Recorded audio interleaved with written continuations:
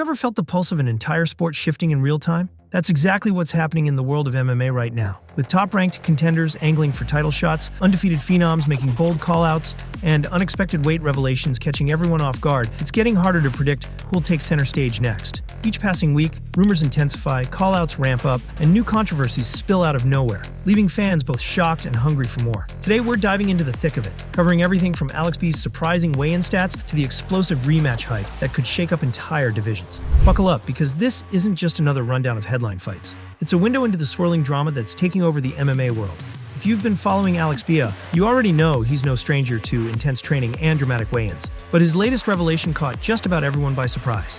Heading into UFC 313, Alex reported a current weight of 103.2 kilograms, roughly 227.2 pounds, which is heavier than many insiders expected. Speculation immediately caught fire on social media, with fans wondering if he's aiming to harness extra power or risking speed and agility in the cage. Word has it that Alex switched up his training camp about 3 months back. Some say he's been dabbling in an entirely new strength program to improve his wrestling defense, an area critics have pointed to as a possible weak spot.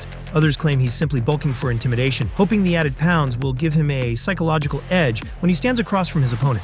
Whatever the reason, the stakes are high. UFC 313 is shaping up to be a pivotal event. The one, the only, Alex Bea! And Alex's performance could either validate his weight strategy or spark a landslide of criticism if he ends up gassing out. People close to Alex insist he's hitting personal bests in cardio tests and is more focused than ever. Whether that focus translates into a highlight reel finish or a cautionary tale remains to be seen. There's a quiet tension around him. The rumors swirling aren't only about his weight. Some mention he's nursing a minor injury, but no concrete details have surfaced. And if there's one thing the MMA world loves, it's a question mark hanging over a fighter's camp. If Alex is dealing with an undisclosed issue, piling on extra weight might be his way of compensating for a possible lack of grappling mobility. What's certain is that all eyes will be locked on him at the next weigh-in. Could we see him break the 105 kilogram mark before fight night? Will the added bulk translate into unstoppable power or an unexpected downfall? Only time will tell, but for now, Alex Bea stands at the center of swirling speculation, and that's just where he likes to be. From one fast-rising star to another, we shift our gaze to Navajo Sterling, an undefeated phenom who's gearing up for battle against Ivan Uran at UFC 315. Sterling sits at 6-0, having made his UFC debut in December when he secured a decisive unanimous decision victory over George Tews. Fans and analysts have been raving about his blistering striking speed and laser-precise counters. But in this sport, hype only carries you so far. Sterling's next challenge is Ivan Uran, who on paper might not stand out. He's coming off a split decision loss to Iwan Kautlaba, and that defeat has some critics dismissing his chances. Yet MMA fans know that hungry fighters with recent setbacks can be the most dangerous. Uran finds himself backed into a corner. Either he rebounds with a triumph that reclaims his momentum, or he fades further away from the top echelon of contenders. Adding to the intrigue are the rumors swirling around Sterling's camp. Whispers suggest he's been pulling long sessions of advanced wrestling drills,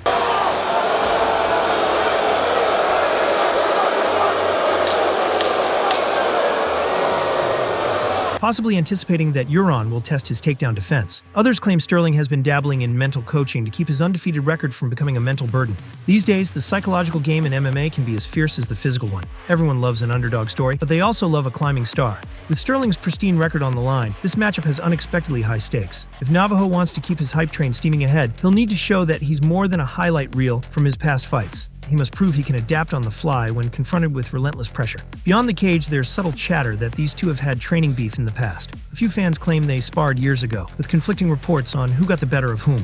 Whether those rumors have any truth remains a mystery, but either way, the tension feels real. One man is defending perfection. The other is clawing to restore his career. It's a classic collision course, and all signs suggest it might end in explosive fashion. Over in the featherweight division, Chris Gutierrez is set to square off against John Castan this weekend at UFC 313. On paper, it might seem like a straightforward scrap between two skilled strikers. But dig a little deeper, and you'll see a host of reasons why this bout could reshape the entire pecking order at featherweight. Gutierrez enters the cage riding high off a unanimous decision win over Kwong Lee back in August. Known for his timing and measured approach, he's become a dark horse that more established fighters don't exactly line up to face. Meanwhile, Castan is determined to rebound from a tough loss to Daniel Marcos in June. When he goes forward and actually lets the hands fly, he has success. And Gutierrez wants that leg kick TKO. A defeat some critics argue was closer than the scorecards indicated.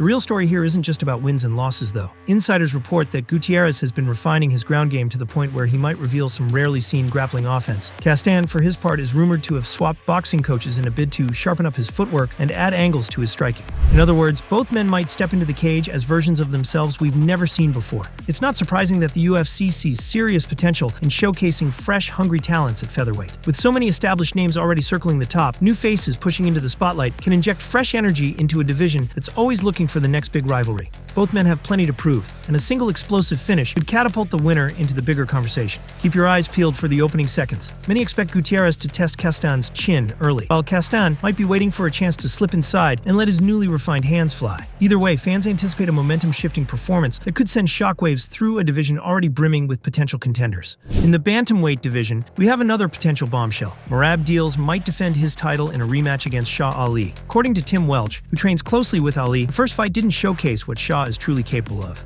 Merab secured a unanimous decision that night, but Tim insists there were extenuating circumstances, maybe ring rust, maybe a flawed game plan, that kept Ali from performing at his best. Welch has been vocal about their fresh approach this time around. He says they have a brand new game plan that will deal with Merab's relentless wrestling pressure.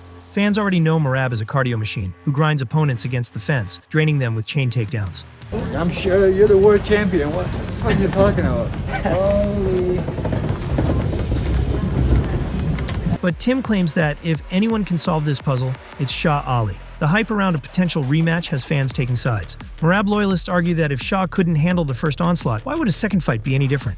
Ali supporters shoot back that the first fight was an off night, lightning in a bottle for Merab, and that this time around, the belt might change hands. Some watchers suspect the UFC could push for this fight due to the heated buildup it promises. Merab is a reigning champion who's managed to neutralize nearly everyone he's faced, and Shah Ali is a flashy striker with creative submissions in his back pocket. Put those two in a rematch, and you have a recipe for fireworks that might outdo their first meeting. Whether or not it happens soon depends on scheduling, injuries, and contractual obligations. But the tension is real, and the prospect of Ali dethroning Merab is a storyline that has fans salivating. If the UFC wants massive viewership numbers, they might fast-track this rematch. After all, what's more enticing than a champion who's near unstoppable and a challenger determined to rewrite the entire narrative? One of the most talked about storylines of late revolves around Alex Bea and Magomed Alia, or more specifically, Alex's bold challenge, a $200,000 wager on the outcome of their upcoming fight at UFC 313, with the loser's money going to charity.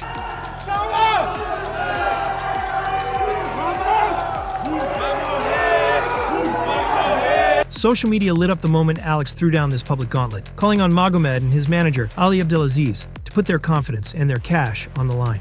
Magomed turned down the offer, citing religious reasons. As a Muslim, he explained that betting is forbidden in Islam, and he also noted that each year he donates 2.5% of his wealth to charity, one of the 5 pillars of the faith. It was a respectful refusal that resonated with many fans who admired his stance. But that didn't end the conversation. Some fans immediately accused Magomed of ducking the bet, reading the move as a sign of weakness. Others applauded him for standing by his beliefs. Within hours, MMA forums were ablaze with debates about faith, sportsmanship, and whether calling out a devout opponent for a high-stakes bet crosses a line. Alex Bea, never one to back down, followed up with a cryptic video message urging Magomed to reconsider. The clip showed Alex working mitts, emphasizing the point that he was willing to risk it all for a good cause. Meanwhile, Magomed responded by reaffirming that charitable acts don't need publicity, especially when done from a place of genuine piety. The stage is set for a fight that's about far more than takedown defense or knockout power. This clash is layered with personal principles, public perception, and the looming question, can either fighter truly back up the hype? By the time they touch gloves, fans might be more interested in the tension and moral subtext than the typical storyline of who lands the hardest shot. In a world where social media callouts often overshadow real sportsmanship, this saga stands out as one where values, tradition, and pride converge in a single high-stakes showdown. Stepping up from controversies in the lower divisions, the heavyweight scene has its own drama.